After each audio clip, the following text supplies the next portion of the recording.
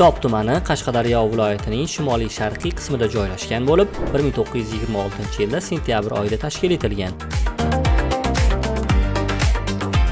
Tuman Chiroqchi va Shahrisabz tumanlari Samarqand viloyati hamda Tojikiston Respublikasi bilan chegaradosh. Tuman markazi Kitob shaharchasi. Bugungi kunda tumanda 78 ta mahalla va 57 ta aholi punktlari mavjud.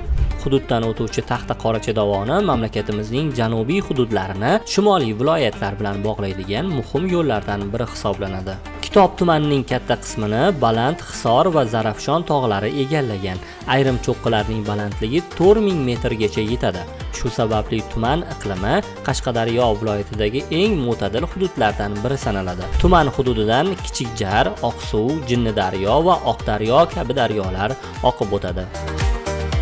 Tuman qadimdan Samarqand, Buxoro va Shahrisabizni bog'lovchi savdo yo'llari ustida joylashgani uchun dehqonchilik va hunarmandchilik rivojlangan hududlardan biri bo'lib kelgan. Hozirgi kunda ham tuman iqtisodiyotining asosini dehqonchilik va chorvachilik tashkil etadi.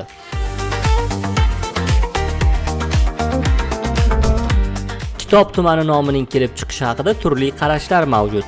Ba'zi manbalarda u tojikcha kift, ya'ni yelka va ob, ya'ni suv so'zlaridan kelib chiqqani aytiladi.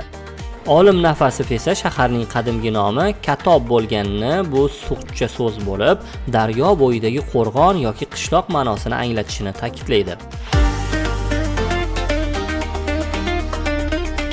Kitob tumani o'zining betakror tabiati bilan ham mashhur. Bu yerda baland tog'lar, musaffo buloqlar, so'lim daralar va archazorlar uchraydi. Mo'tadil iqlim, serhosil yerlar va go'zal tog' manzaralari Kitob tumanini nafaqat Qashqadaryo viloyatining, balki mamlakatimizning eng jozibador hududlaridan biriga aylantirgan.